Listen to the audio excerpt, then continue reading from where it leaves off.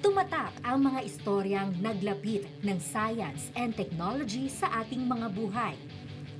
Kaya naman ngayong linggo, babalikan natin ang top 10 best episodes ng DOSTv na talaga namang nagpakita ng impact ng science sa ating negosyo at kabuhayan, sa ating pamamahay, at nag-angat sa kalidad ng ating buhay.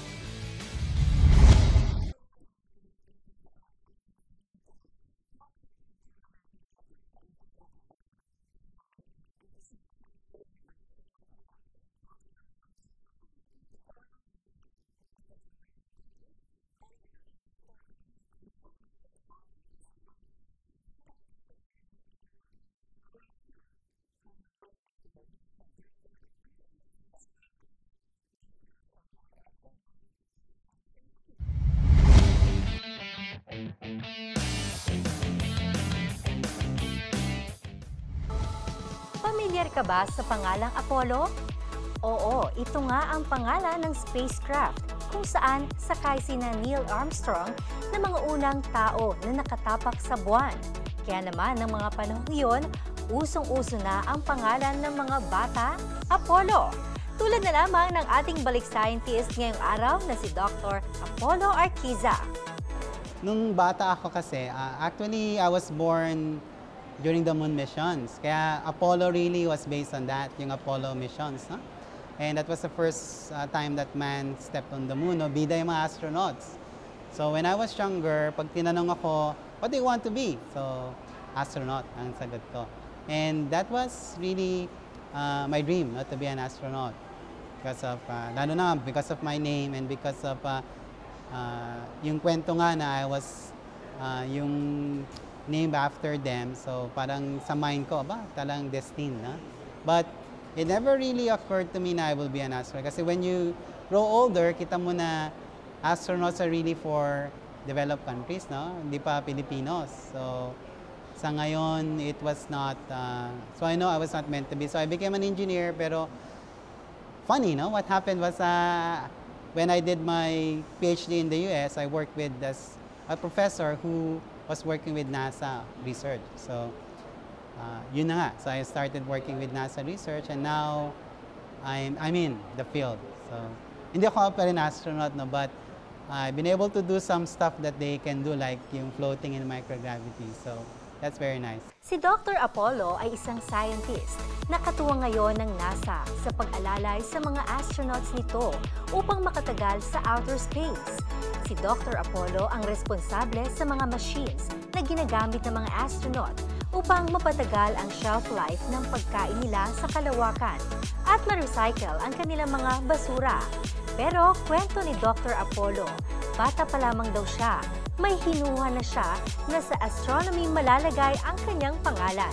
Nung bata ako talaga, we were watching Star Wars, lumabas na nun eh, no? So, lumabas. Tapos yung meron pa rin Star Trek. Tapos yung naalala ko meron, dahil nga dun sa space shows, madami. And I think power of suggestion na nga rin kasi yung pangalan ko Apollo. So, ang nangyari talaga, was blessed na science involved din yung mother ko kasi pharmacist siya. So, meron kami maraming books about astronomy. So, tinry din niya na i-develop. And fortunately, it stuck. Kaya lang hindi talaga yung astronomy, more on engineering. So, pero I realized ngayon na sa life support is more on engineering. So, hindi ako astronomy but engineering part, which is interesting. It's just a matter of being at the right place at the right time. No? But I'm happy that it happened kasi when I go to, yung field ko nga, no, it's life support for astronauts. When we go to, every year merong conference ang NASA and wala kang makitang Pilipino. Kasi before, usually, NASA kasi is an federal agency, so Amerikano yung talagang regular nila, yung staff. So konti lang kami nasa research na. And I think once ko lang yata nakita ng Pilipino sa field ko na, pero film pa, no? Film.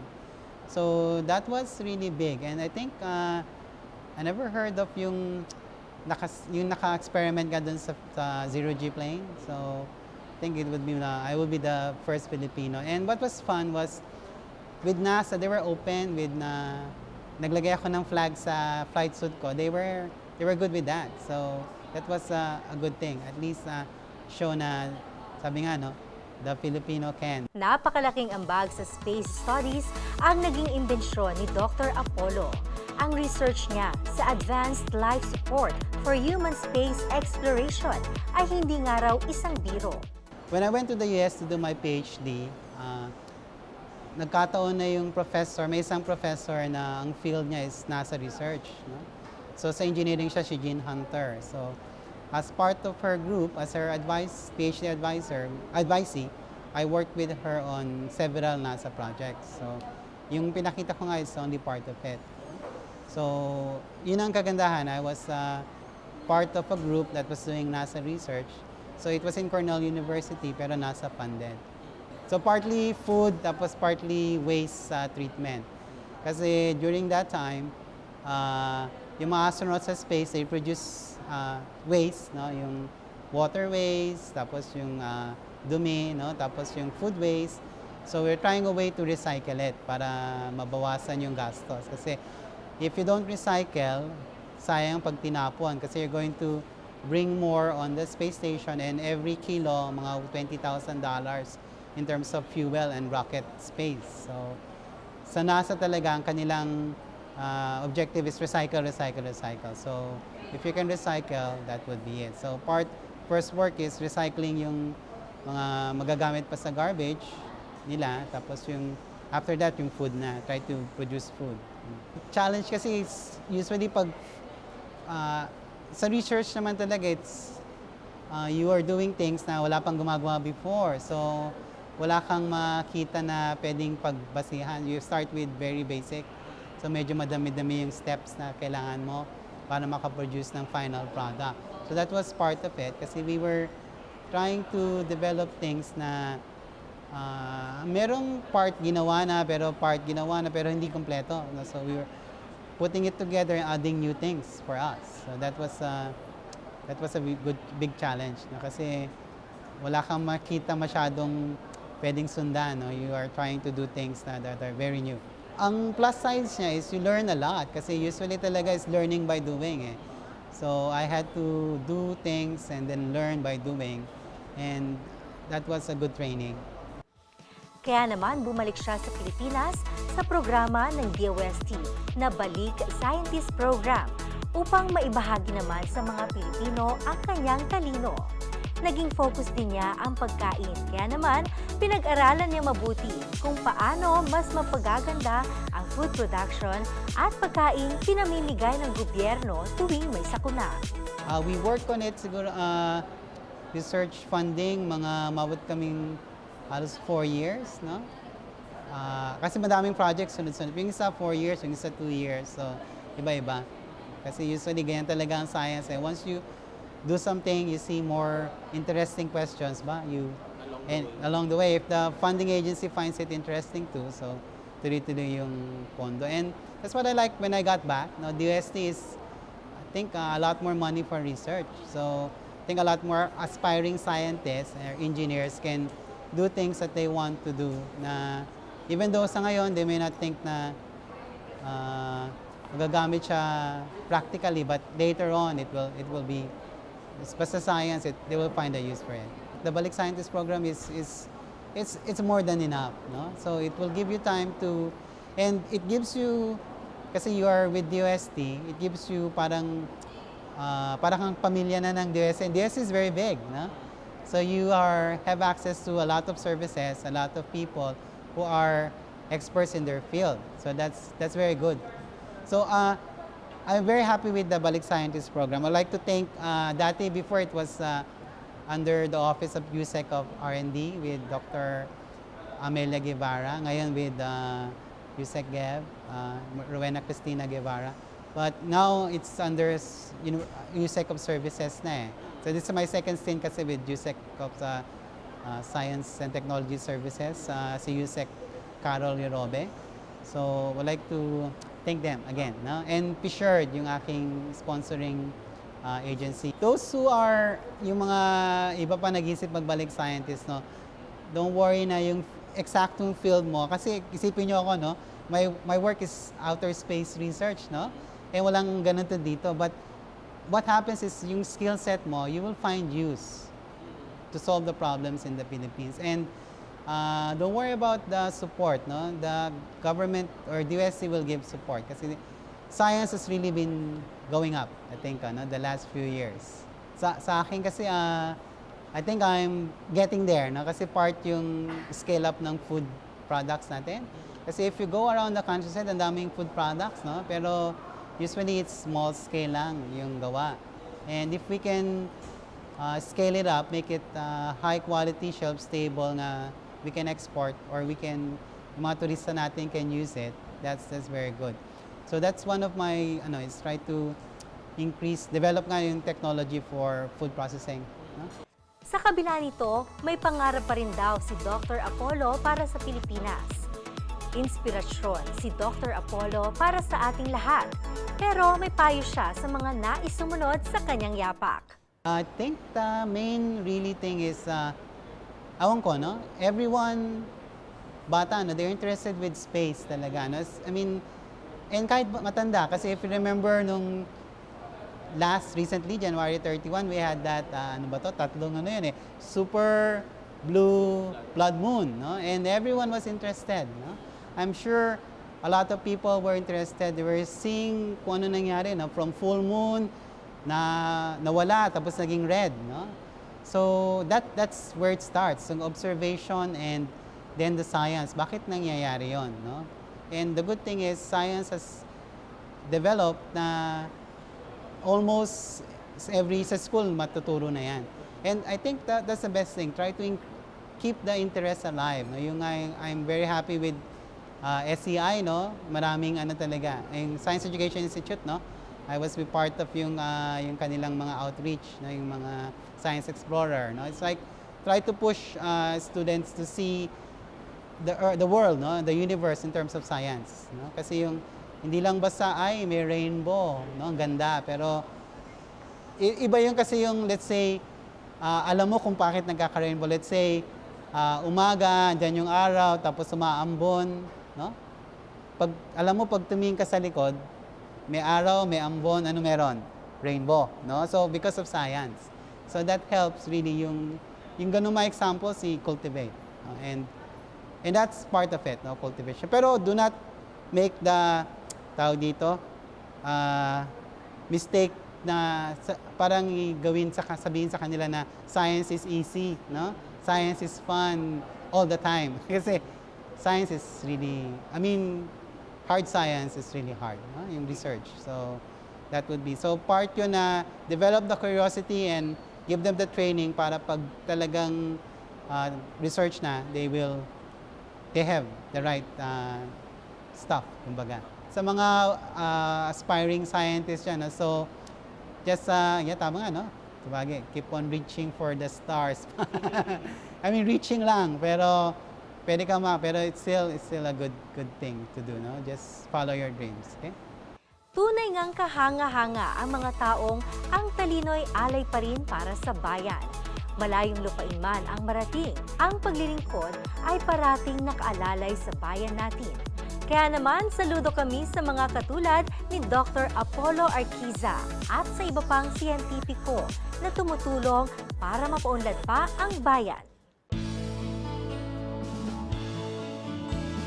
The Philippines, situated along the Typhoon Belt and the Pacific Ring of Fire, is exposed to numerous natural hazards, making it the third most disaster-prone country in the world. Being highly vulnerable to numerous natural calamities, resource assessment for planning and decision-making is crucial for the protection and conservation of these natural resources. The question is, how do we protect them? Resource assessment involves identifying these resources, their location, their status, and their characteristics. Detailed information about these resources are needed with the government agencies and local units for better planning and decision-making. The UP Training Center for Applied Geodesy and Photogrammetry, or UPTCAGP, together with 14 state universities and colleges and higher educational institutions, is currently undertaking a directed research program entitled Nationwide Detailed Resources Assessment Using LiDAR, or PhilLiDAR 2. This is funded by the Department of Science and Technology through its Grant in Aid or GIA program, monitored by the Philippine Council for Industry, Energy and Emerging Technology Research and Development, or FISHERD DOST. PhilLiDAR 2 aims to complement ongoing programs of government agencies by utilizing the groundbreaking light detection and ranging or LiDAR data, develop methodologies for extracting resource features from LiDAR and other RS data, produce high-resolution national resource maps, produce vulnerability assessment maps for high-value crops and coastal resources, and formulate recommendations to help address future local supply and demand in agriculture, coastal, forest, and renewable resources. The first project component is the agricultural resources extraction from LiDAR surveys, also known as PARMAP. PARMAP aims to provide an updated and detailed inventory of the agricultural resources in the country. This deals with the development and application of methodologies for the extraction or mapping of agricultural crops and vulnerability assessment. The project utilizes datasets from LiDAR surveys, other remote sensing systems, and field measurements. The second project component is the aquatic resources extraction from LiDAR surveys, also known as CoastMap. CoastMap aims to develop procedures and workflows for extracting and characterizing coastal resources such as aquaculture, mangroves, corals, seagrass, and other aquatic resources from LiDAR surveys. This also involves vulnerability assessment of coastal resources. The third project component is the forest resources extraction from LiDAR surveys, also known as FREXLs. FREXLs aims to develop procedures and workflows for extracting and characterizing forest features, such as tree count, canopy height, canopy gap enclosure, biomass, and carbon stock from LiDAR data, and validate it with field measurements. The fourth project component is the development of the Philippine Hydrologic Dataset for watersheds from LiDAR surveys, also known as PHD. PHD aims to develop procedures and workflows using various geographic data models to generate different hydrologic datasets in watersheds. The last project component is the Philippine Renewable Energy Resource Mapping from LiDAR surveys, also known as REMAP.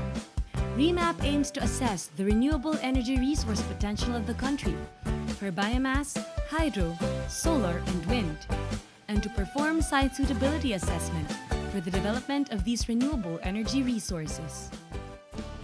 Each component aims to develop a detailed and comprehensive database of all the natural resources extracted that may be used in various applications, such as production of high-value crops, irrigation assessment, aquaculture production, forest protection, water resource monitoring, and discovery of renewable energy sources.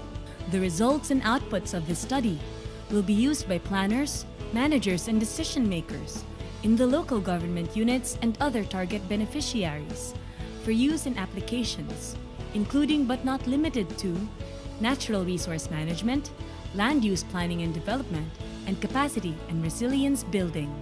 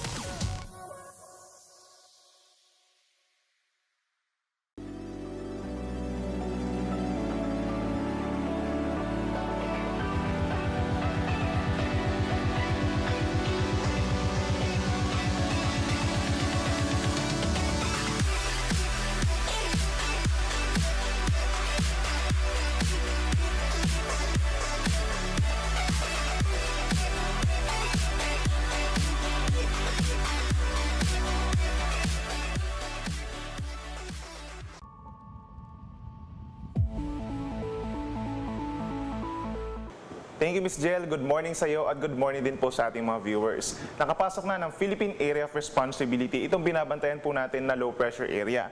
Huling namata nito kaninang alas 3 ng umaga sa layong 955 kilometers sa silangan ng Hinatuan, Surigao del Sur. Base sa ating analysis ay mababa naman po ang tsansa na ito ay maging isang bagyo. Subalit asahan na yung mga pagulan dulot ng trough nito sa malaking bahagi ng Visayas and Mindanao. Samantala sa mga kababayan po natin sa Luzon, asahan pa rin ang epekto ng amihan or northeast monsoon. For the next 24 hours, asahan ang mataas na tsansa ng ulan dito sa Visayas and Mindanao at maaaring magpatuloy ito sa susunod na 48 hours. Mas mataas ang tsansa sa may silangang bahagi ng Visayas and Mindanao. For Iloilo, asahan ang temperatura from 25 hanggang 29 degrees Celsius. Sa Tacloban, gayon din sa Zamboanga City at sa Cagayan de Oro, 24 hanggang 30 degrees Celsius. Sa Davao naman po, 24 hanggang 29 degrees. At sa Cebu, 25 hanggang 31 degrees Celsius. Nakataas na po ang orange warning simula kaninang alas 8 ng umaga sa malaking bahagi ng Mindanao. Kabilang na dyan ang Dinagat Islands, Surigao del Norte, kabilang na ang Siargao, Surigao del Sur, Agusan del Norte, Camiguin, and Tawi-Tawi. Heavy to intense na mga pagulan na posible po magdulot ng mga pagbaha sa mga low-lying areas at pagguho ng lupa. Posible din ang pag-apaw ng ating mga ilog doon. For the next 3 hours, asahan din ang malakas na mga pagulan dahil sa yellow warning naman sa Agusan del Sur, Samal Island, Compostela Valley, Davao Oriental, Misamis Oriental, Misamis Occidental at Sulu. Ibig sabihin po, moderate to heavy rin ng mga pagulan. Posible ito magdulot ng pagbaha sa mga mabababang lugar at possible din ang landslide sa mga mountainous areas. Sa Luzon naman, asahan naman ang epekto ng amihan, magiging maulap po sa silangang bahagi, particularly sa Cagayan Valley, sa Cordillera, gayon din sa Aurora, down to Quezon at sa buong Bicol region. At sasamahan pa ito ng mahihinang pagulan dahil din sa amihan. For Metro Manila and the rest of Luzon, asahan naman ang partly cloudy to cloudy skies, may tsansa ng mga pagulan pero mahihina lamang. Sa Baguio City, magiging malamig pa rin, 14 hanggang 22 degrees Celsius. For Tuguegarao, 22 hanggang 27 degrees Celsius lamang. Sa Legazpi, 24 hanggang 30 degrees. Sa Metro Manila, 23 hanggang 31 degrees Celsius. Sa Tagaytay, 19 hanggang 27 degrees. For Puerto Princesa, 27 hanggang 32 degrees. At sa Lawag naman, 21 hanggang 31 degrees Celsius. Dahil po sa amihan, meron tayong banta ng matataas na alon or gale warning sa silangang baybayin po ng ating bansa. Simula dito sa Aurora, pababa ng Quezon Province, kabilang ng Polillo Island, Camarines Provinces, Catanduanes, Albay, and Sorsogon, may mga alon na hanggang 4.5 meters at bawal ang may maliliit na sasakyang pandagat. Dito naman po sa silangang bahagi ng Visayas and Mindanao, simula sa Northern Samar, Eastern Samar, Dinagat Island, Siargao, Surigao del Norte, Surigao del Sur hanggang sa Davao Oriental, meron din banta ng matataas na alon na hanggang 4.5 metro, kaya't pagbabawalan din ang mga may maliliit na sasakyang pandagat, especially ang mga mangingisda. For the next 3 days, so hanggang sa December 23 po, asahan sa Metro Manila ang pabago-bagong panahon. Hanggang sa Sabado po, asahan ang magandang panahon at meron lamang tsansa ng mga localized thunderstorms. Pero pagsabit ng Sunday, December 23, magiging maulap, may kasama nga pag-ulan, dulot din po yan ng low pressure area, yung trough ng low pressure area. Range of temperature natin is from 23 hanggang 31 degrees Celsius.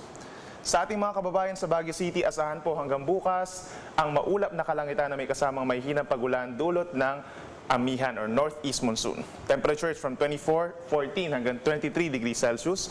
Sa Sabado naman, asahan ng bagyang maulap hanggang sa maulap na kalangitan at meron lamang isolated light rains. Pero pagsabit po ng Linggo, muli magiging maulap at aasahan din ang mga thunderstorms at dulot po ito ng outer part ng LPA.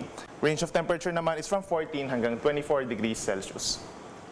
Sa ating mga kababayan sa Legazpi City, asahan din ang trough ng LPA na makakaapekto po doon simula bukas hanggang sa Sabado. Range of temperature natin, 24 hanggang 30 degrees Celsius. Pagsapit naman ng Linggo, asahan na mas magiging maganda ang panahon doon. Bagyang mainit from 23 hanggang 32 degrees Celsius at possible na lamang ang mga localized thunderstorms. Sa atong mga kaigsoonan sa Metro Cebu, asahan pa rin ang maulang panahon. At sa mga nagbabalak po umuwi sa kanilang mga probinsya, asahan na ang maulan at meron din mga kalat-kalat na pagulan and thunderstorms. 24 hanggang 30 degrees Celsius naman ang range of temperature. Mag-i-improve po pagsapit ng Linggo. Ang temperature natin is from 24 hanggang 32 degrees Celsius.